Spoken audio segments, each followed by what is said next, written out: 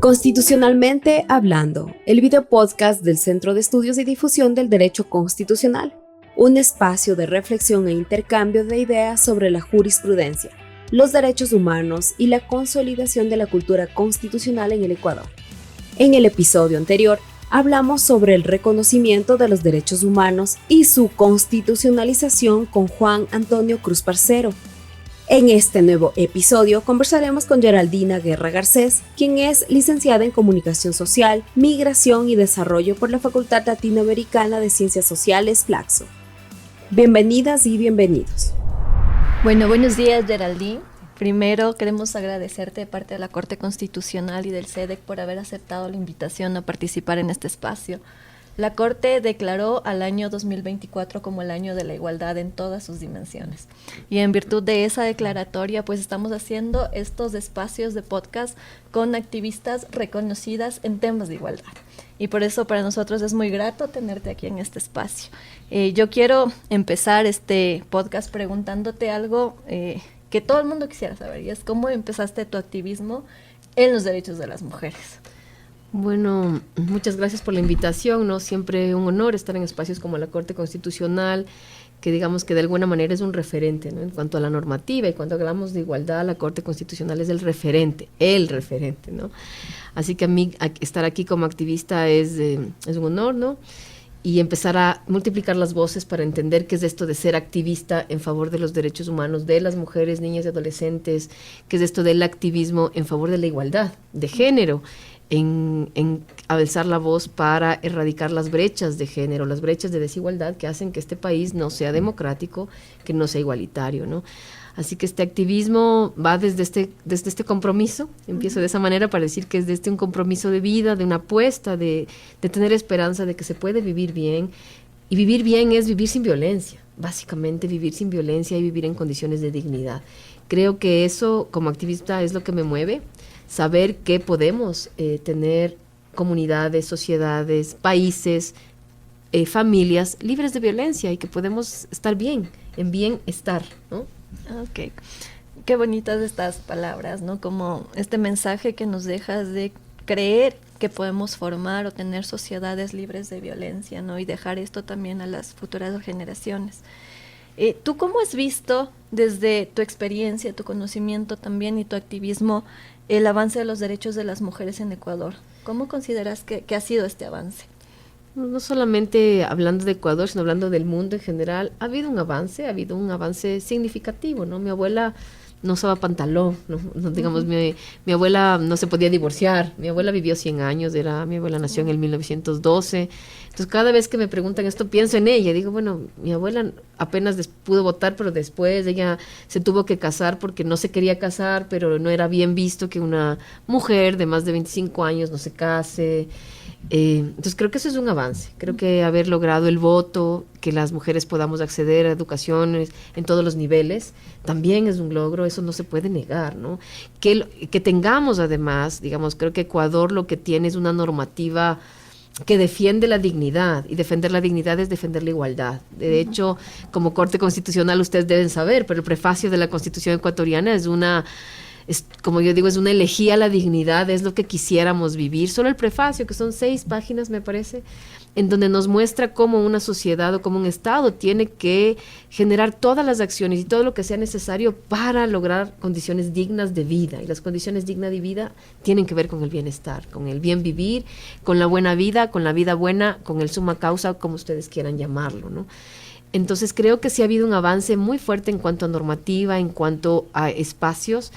Y también en Ecuador me parece que en los últimos años ha habido un avance muy significativo en cuanto a cómo las mujeres empiezan a levantar la voz, a tomar la palabra. Podemos equivocarnos, porque la voz se levanta de distintas maneras, no es que nadie tiene la razón, ¿no? Pero es como levantar y decir, no, yo quiero opinar, ¿ya? Eso creo que es un avance importante. No significa que opinemos y nos hacen caso, o que opinemos y que logremos que no haya violencia o que generemos igualdad, no, pero ya generar la palabra, ¿no? Pero creo que hay muchas deudas todavía, creo que hay mucho por hacer, porque a medida que más avanzamos nos damos cuenta que falta tanto, ¿no? Me gusta mucho a mí hablar de Ecuador como un país rural. Somos un país básicamente rural y donde la política pública, la normativa constitucional no se concreta, sobre todo en los territorios urbanos marginales y rurales de este país, siendo que somos un país netamente rural. Pichincha mismo, donde está la corte, es una provincia altamente rural. Y yo les pregunto a los pichinchanos y pichinchanas que nos escuchan si es que conocen la ruralidad de Pichincha, si saben que Quito, más del 60% de su territorio es rural. ¿Y cómo entonces esa normativa constitucional, esa normativa para la igualdad llega a esos territorios? Esa es una pregunta importante. Entonces, creo que ha habido avances significativos. Tenemos una ley para prevenir la violencia, tenemos la ley de paridad, tenemos norma escrita. Y lo que vemos, y creo que el reto también como Corte Constitucional debe ser cómo hacemos que esa norma se concrete en la vida de las personas, pero en la vida concreta, no en la vida que imaginamos, ¿no? Sino en la vida de la señora que vive en Pacto, de la niña en Anegalito, del adolescente que está en Mindo, o que está en Machachi, o en Cayambe, o en Pedro Moncayo, ¿no? ¿Cómo logramos que y digo Pichincha porque estamos en Pichincha, pero me refiero a sí mismo pensar el país en todas sus provincias que habitamos mujeres y hombres en distintos ciclos vitales, y cómo logramos que esa normativa que está ganada se haga, como dicen entre comillas, se haga carne, se haga real, y que no sea solamente libros escritos, y que estamos aquí desde una biblioteca que no sea como libros escritos en bibliotecas guardadas, sino que sean acciones específicas de vivir bien, de vivir en condiciones dignas. De acuerdo, digamos, desde toda esta experiencia, desde todo este conocimiento que a veces quienes estamos haciendo las leyes, quienes estamos haciendo los reglamentos, la normativa, parecería que no lo vemos, y entonces se legisla, o parecería que se legisla desde lo ideal, pero no desde las reales necesidades materiales de la gente, ¿verdad? Y en ese contexto, ¿cuáles has notado tú que son las necesidades materiales más urgentes de la gente, y sobre todo de las mujeres, si queremos, digamos, una vida libre de violencia? Y voy a tratar de responder una pregunta muy, muy amplia, pero lo que voy a decir son algunos elementos que nos pueden ayudar a pensar. Creo que lo que tenemos que hacer es empezar a pensar críticamente si esto es real, ¿no? O sea, yo lo primero que haría es que todo el mundo que hace leyes, que escribe leyes, se vaya a hacer un viaje de un mes por todas las provincias, por todos los sitios, porque además Ecuador es un país pluricultural. Entonces, si yo hablo de la Amazonía en el Putumayo, en el norte, es una cosa. Ahora, si hablo de la Amazonía en el sur, en Morona, es otra. O si hablo de la costa ecuatoriana en Guayas, es una cosa, Esmeraldas es otra cosa, el oro es otro, porque somos un país pluricultural y esa es la riqueza. Y creo que las leyes en este país tienen que adaptarse, no es al revés, no es que la gente tenemos que adaptarnos a las leyes, no, la ley tiene que responder a una demanda de la población. En este caso estamos hablando de igualdad, de acceso a derechos, de acceso a una vida libre de violencia, que debería ser lo mínimo, ¿no? Entonces creo que lo que hace falta es moverse de los escritorios, tanto para legislar, para generar leyes, normativa, pero también cuando ya eres funcionario, funcionaria pública, por ejemplo, de un ente rector como el Ministerio de la Mujer y Derechos Humanos, como el Ministerio de Inclusión Económica Social, como el Ministerio de Educación, ¿no? Si no salen de los escritorios y estamos encerrados en digo yo, en las ciudades parece que están encerrados, y digo están porque yo soy mujer rural ahora, están encerrados en oficinas que no ven más allá. Entonces no es lo mismo, no se puede concretar la ley, y por eso es que tenemos tanta brecha, y la brecha se va profundizando, porque parece que lo que escribimos está en la cabeza. Y lo que tenemos que saber es que la dignidad tiene que ver con condiciones materiales, que es de acceso a servicios básicos, de acceso a condiciones materiales, es decir, lo concreto, pero también inmateriales. Y esa es la dignidad, es acceso a condiciones materiales e inmateriales que nos permiten vivir bien, que nos permiten vivir en el ejercicio de derechos. Y eso en muy pocos sitios se está cumpliendo. Y no se está cumpliendo porque está escrito, pero ¿cómo pasas de eso a la realidad, no? Y creo que ese es el reto de instancias como la Corte Constitucional, de dar, ¿no?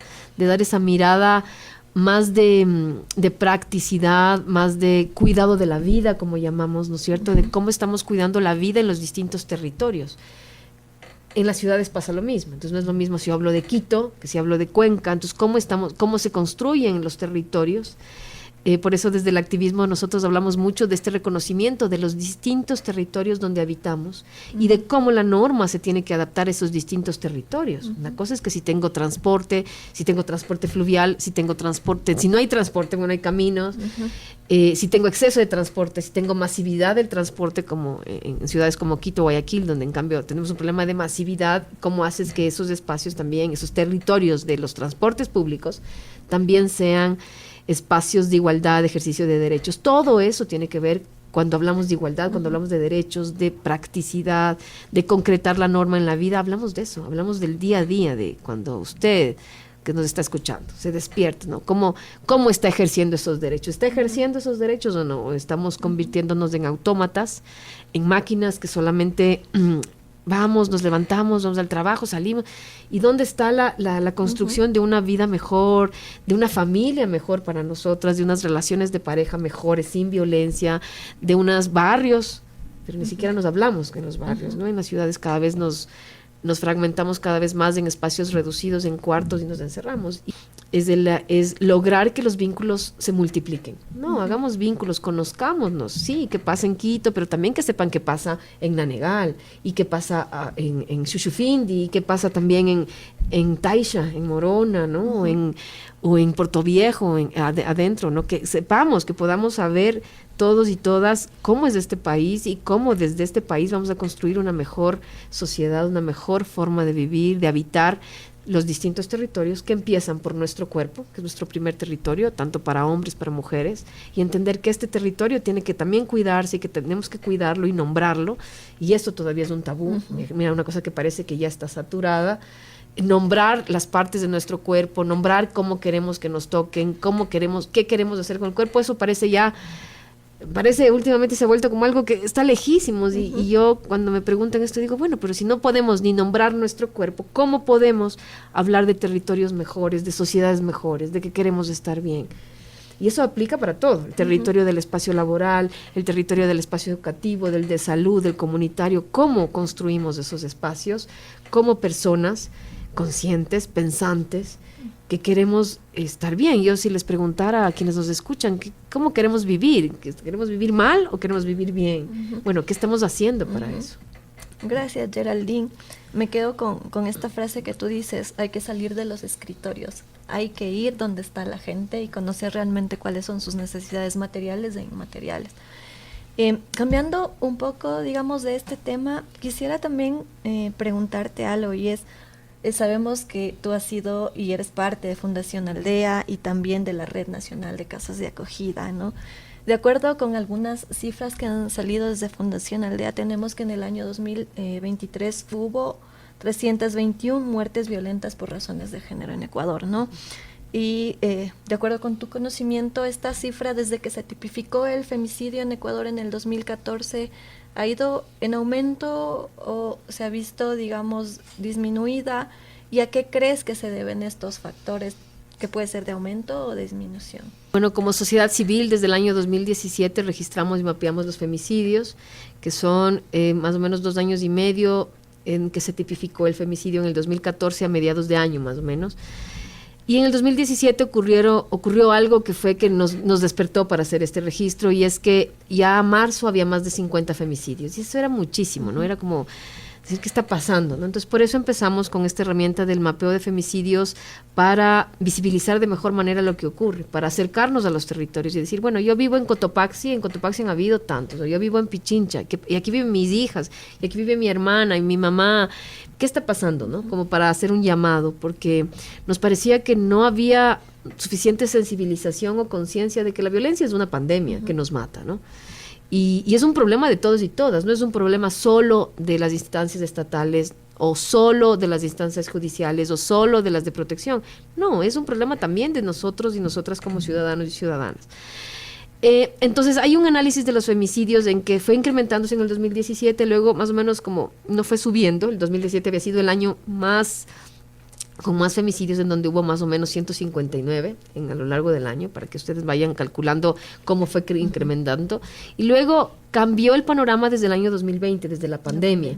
Ustedes deben conocer que en el 2020, y si no lo conocen, bueno, les comento, fue la violencia dentro de la familia fue el único delito que no cesó. Todo el resto cesó, todo el resto paró, ¿no? Pero la violencia no. Y se supone que estábamos en el lugar más seguro. Entonces, por eso fue toda una política, no solo en Ecuador, sino mundial, una tendencia a ver qué pasa con el tema de violencia que no se nombra. Y desde el 2020 se empieza a nombrar más. En Ecuador más o menos había, no me acuerdo el dato exacto, pero entre 200 y 300 llamadas diarias de las que se conocía, es decir, de los sitios donde hay acceso a llamar por teléfono, no estamos hablando de sitios geográficamente alejados, de llamadas de auxilio durante los primeros 4 meses del 2020, de la pandemia, desde marzo, abril, mayo, junio. Hagan el cálculo. Hagan ustedes el cálculo, ¿por qué? Si estábamos en un lugar seguro, ¿por qué la casa, que es un lugar protector, se transformó en un hogar de terror y de miedo? Esa fue la primera alerta. En el 2020 ustedes recordarán que todo estaba desmovilizado, en las instancias tampoco había suficiente personal, ni judicial, ni de protección, que todos, fue un poco caótico, ¿no? Fue un poco en crisis, entonces no había tantos registros. Entonces, fue un año en donde registramos femicidios, pero muchos femicidios fueron pasados como suicidios, porque no había personal de la policía que vaya a hacer el levantamiento, ¿no es cierto? Recordarán cómo era, por ejemplo, en Guayaquil, en ciudades grandes, era difícil, no había personal simplemente. O estaban con COVID, entonces no había cómo. Para mí el 2020 es un año que yo no me gusta decir la cifra del 2020 en femicidios porque creo que está muy subregistrado. Creo que ahora estamos pidiendo que se haga un análisis de caso por caso de todas las muertes que hubo en ese año que hay que analizar. En ese caso es el caso emblemático para quienes conocen, el de Lisbeth Vaquerizo, en el 2020 que se quiso pasar. Es lo mismo que pasó ahí, que se fue mediático, pero ¿cuántos otros habrán ocurrido en las otras provincias? Y desde el 2021 acá al 2023 fue creciendo. Ha habido, pero ya no solo crecieron los femicidios como cifra, sino que además cambió el contexto, cambiaron las condiciones en que se perpetran los femicidios. Ya no es lo mismo. Ya lo que registrábamos en el 2019 no es lo mismo que empezamos a registrar en el 2021. Cambió una serie de cuestiones. Por ejemplo, hay contextos con más alta peligrosidad y con manejo de armas de fuego. O sea, por ejemplo, el uso de armas de fuego se incrementó, diría yo, al 1000%. Digamos, antes el arma con que nos estaban matando eran las armas blancas o las manos. No, ahora desde el 2021 son las armas de fuego. Y eso es algo que no nos da una lectura solo sobre la violencia y los femicidios, sino sobre el país en general. Entonces, contexto de alta criminalidad, de delincuencia organizada. De hecho, nosotros les llamábamos a esos femicidios por delincuencia organizada, ahora los estamos llamando femicidios en sistemas criminales porque son femicidios. Porque el hecho de que a una chica de 20 años la violen, le quemen y le den 20 disparos, eso demuestra odio y misoginia, y eso es lo que dice el tipo penal de femicidio. Pero eso se transformó en utilizar los cuerpos femeninos, porque no solo son los cuerpos de las mujeres, también están las mujeres trans. Que hay que nombrar, que el Estado además tampoco las nombra, son utilizados como botines de guerra entre bandas, como símbolos para dejar marcas territoriales, en territorios, en barrios, ¿no? Y eso es misoginia, eso es odio hacia el cuerpo femenino, eso es misoginia, eso es un femicidio, ¿no? Entonces ese contexto cambió. También se han profundizado después del 2020 las brechas sociales, las tensiones al interior de las familias, al interior de las comunidades de los barrios han aumentado por temas de poco acceso a empleo digno, por temas de salud, por temas después de la pandemia tuvimos una crisis de salud mental y de salud en general de las personas, que eso también son lo que llamamos factores desencadenantes de la violencia, y el femicidio no es otra cosa que la escalada mortal de la violencia. Digamos, es lo último, pero tú tienes antes una serie de, como yo les digo siempre a las autoridades, hay una serie de características que ya podemos prevenir el femicidio. Y contrariamente no se hace, porque se piensa que el femicidio es algo que todavía no hay que tratar, que la violencia no es un asunto importante, pero la violencia es un asunto importante. Las mujeres en Ecuador somos del 52% de la población, y de ese 52%, a 6 de cada 10 nos están violentando en cualquier momento del ciclo vital. Entonces quiere decir que tenemos un país con más de la mitad de la población que está afectada por un fenómeno social, por una problemática seria que es la violencia de género. ¿Y dónde está entonces la política pública de respuesta, la normativa, ¿no? Y esa brecha entre lo que se dice y lo que se hace es lo que hace que los femicidios han ido en aumento. Este año también no hemos logrado sacar el mapa 2024, que espero que salga la próxima semana, pero ya tenemos más de 60 femicidios. Es una barbaridad, para que ustedes tengan una idea. Argentina acaba de sacar su mapa de los 3 primeros meses y sacó, me parece que son 42 femicidios. Pero es Argentina, claro. ¿Saben? Cuando piensen en Argentina. Claro que son muchas. Nosotros un personas. país tan pequeñito y estamos hablando de femicidios cada 24, 25, 26 horas, que también va cambiando de acuerdo al año y al periodo donde estamos, digamos, reportando. Eso nos debería llamar a la acción, por supuesto. porque el femicidio nos muestra una cosa que ya nos muestra lo que ya no podemos cambiar, lo que ya está mortal, ya no hay nada que hacer. Te matan a tu hija, a tu hermana, a tu cuñada, a tu sobrina. ¿Qué puedes hacer? Ya está muerta en general, ya la asesinaron. Lo que podríamos hacer es antes. De hecho, en el 2023 denunciamos dos cosas que para mí han sido como las más duras de denunciar. Una es que me parece que hay más de 15 mujeres en el 2023 que tenían boleta de auxilio. ¿Qué pasa entonces? Pasa que no funciona. La boleta de auxilio es un papel que no funciona. Esa norma, si bien es correcta, tiene que haber, pero ¿cómo se activan todos los sistemas de protección? No se están activando. Y el hecho de que había 16 víctimas que eran menores de edad.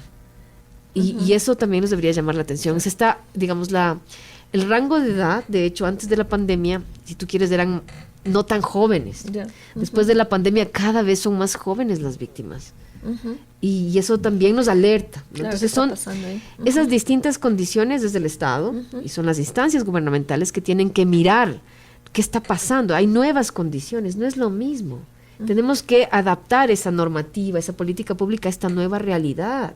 ¿Qué vas a hacer en provincias como Guayas, sectores como Durán? ¿Qué vas a hacer en Los Ríos? Ahí hay hay el Triángulo de la Muerte, que es por Comandá, que une Guayas, Los Ríos y Santo Domingo.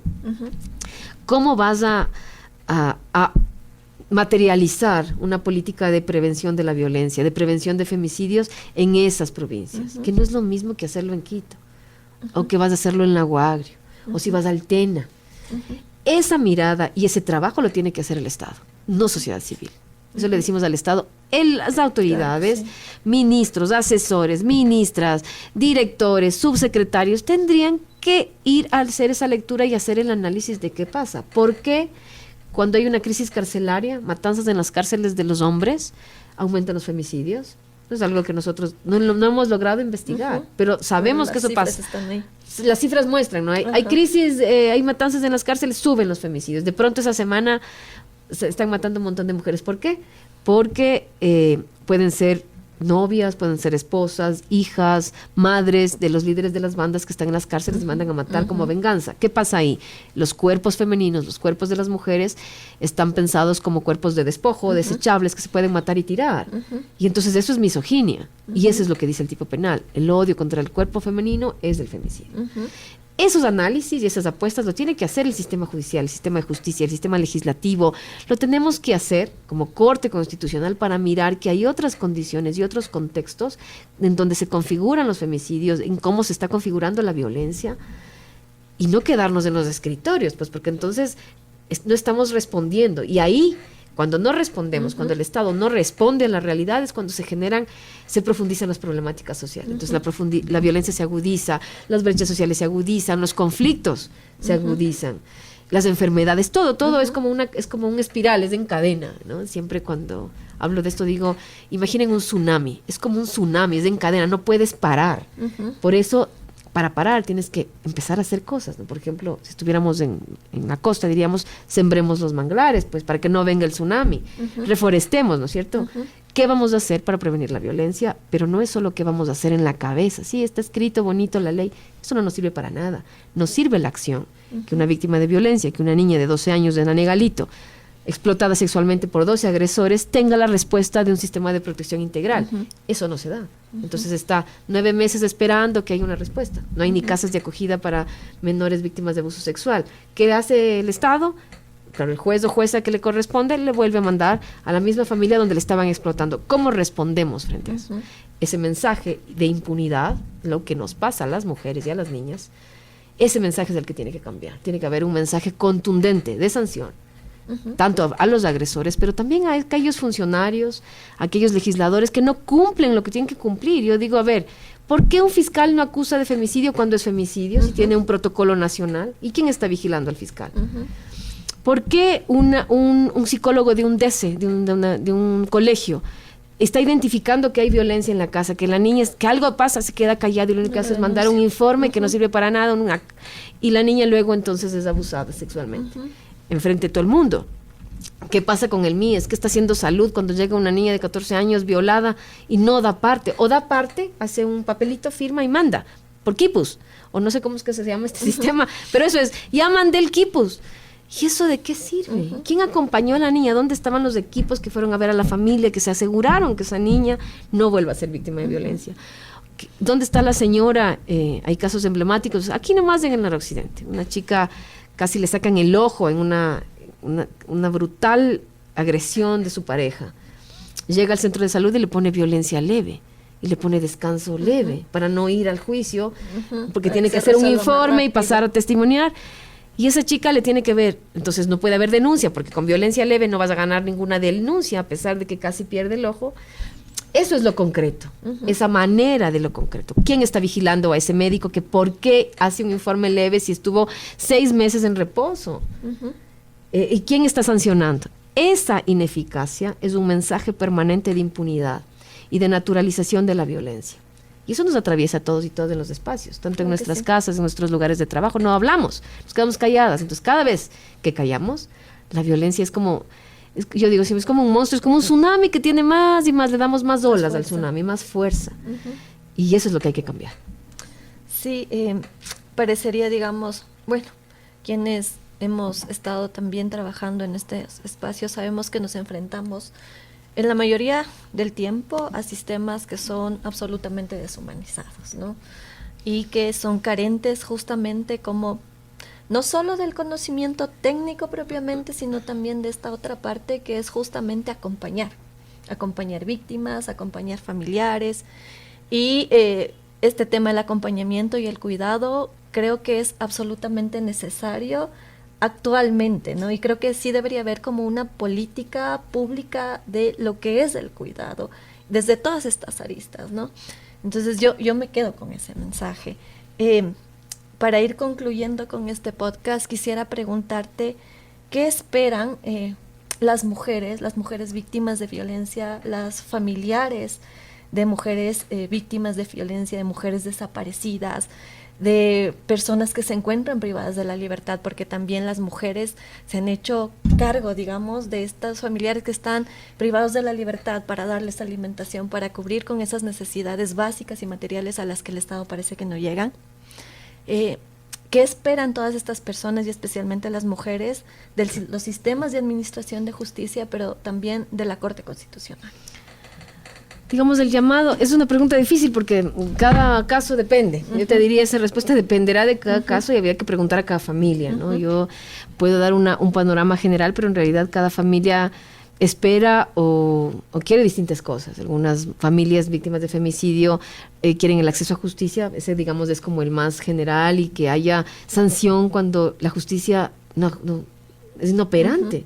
No puede ser, si el femicidio es la escalada mortal, debería haber una respuesta ágil, célera, oportuna, un acompañamiento mínimo, ¿no? Ya mataron a tu hija, lo mínimo que esperas es que funcione, y eso no funciona. O sea, hay una dilación, hay una, ¿cómo se llama? Posponen audiencias de femicidio una y otra vez, es una revictimización, diríamoslo por decirlo, algo bárbara, ¿no? ¿Por qué hay una revictimización frente a una víctima o a un femicida confeso? La Corte Constitucional tendría mucho que hacer. ¿Por qué jueces y juezas creen que la reparación integral es poner que tenga 10 salarios mínimos vitales cuando se acabe la sentencia? Lo que quiere decir que en este país ninguna familia ha sido beneficiada con unas medidas de reparación integral. Vigilar qué está pasando con el acceso al bono de orfandad, por lo menos si hay hijos e hijas. ¿Por qué jueces y juezas no están mirando el tema de reparación integral como algo también material, que tiene que concretarse en la vida? Asegurar salud mental, acceso a educación, bonos de vivienda, becas, lo mínimo que debería dar un Estado que tiene como norma la reparación integral. Este momento, y hay un llamado a la Corte Constitucional, se está debatiendo en la Asamblea la ley de reparación integral para familias de víctimas de femicidio. Y esa ley tiene que ser una ley aprobada, y tiene que ser una ley con presupuesto, y tiene que ser una ley digna para las familias, porque que te maten a tu hija ya no sé si alguna vez te recuperas o te reparas, pero por lo menos algunas nociones. Digamos, si una jueza deja en libertad con un habeas corpus a un femicida confeso, ¿qué nos espera? Digamos, ¿qué nos espera a las otras familias que están buscando justicia y que todavía no está confeso ni nada? Este era un femicida confeso, el caso de Cristina Palacio, Salamea, en Cuenca. Su familia invirtió tiempo, dinero, todo para poder acceder a justicia. Accede a justicia y una jueza le da un habeas corpus y está prófugo. ¿Y dónde está entonces Dinacet? Entonces la Corte Constitucional tiene una tarea enorme de por lo menos garantizar, ya cuando tienes el acceso a justicia, que esa justicia esté cumplida y de que no se, digamos, mancilles los derechos constitucionales al que tenemos derecho. Y otro llamado también es, nosotros en la norma tenemos el acceso a un sistema de protección integral. Yo me pregunto, ¿dónde está ese sistema? Le diría a la Corte, ¿por qué no busca dónde está ese sistema concreto? Está solo en palabras. Constitucionalmente, en el artículo 35 dice, se active un sistema de protección integral. ¿Dónde está el sistema? ¿Quién está vigilando? ¿Cuándo se activa? Porque si se activa un sistema de protección integral cuando una mujer es víctima de violencia y casi la matan y le sacan el ojo, quiere decir que tú estás aplicando la norma, pues. Si no se activa, pasan cosas como que un médico le pone violencia, descanso leve, cuando no se paró después de los 6 meses. Entonces, ahí no hay acceso ni a justicia, ni a reparación, ni a derechos. Entonces, creemos que la Corte Constitucional tendría que ser esa voz, ese eco de estar vigilando, de garantizar ese acceso a servicios, de ese acceso, a derechos. ¿Cómo? ¿Cómo garantiza eso? Bueno, mirando lo que ocurre.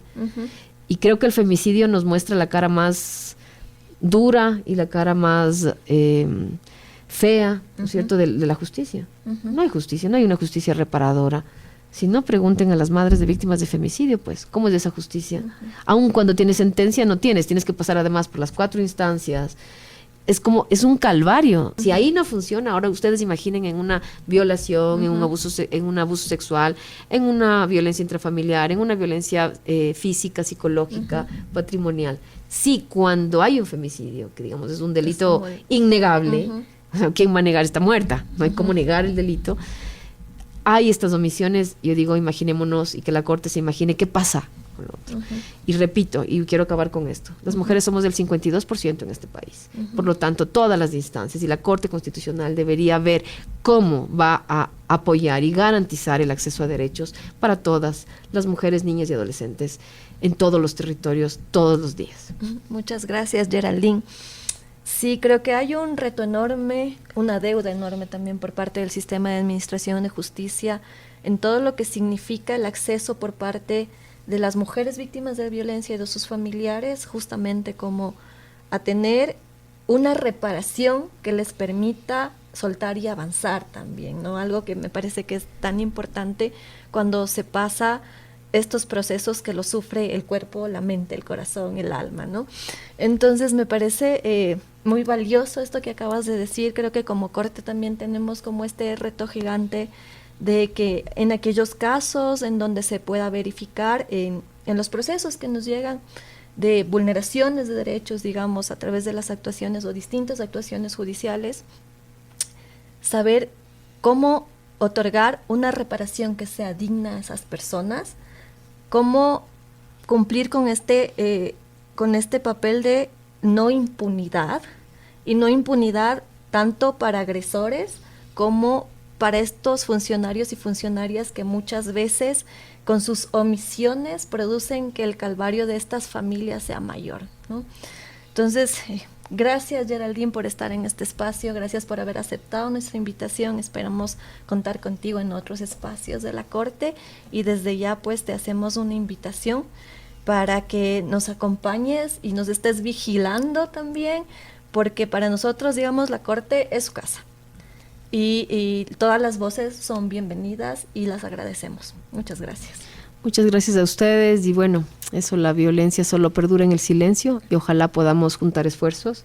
La Corte Constitucional es un referente nacional que puede dejar sentada muchos caminos más claros en esta oscuridad de la impunidad, así que muchas gracias por la invitación. Gracias.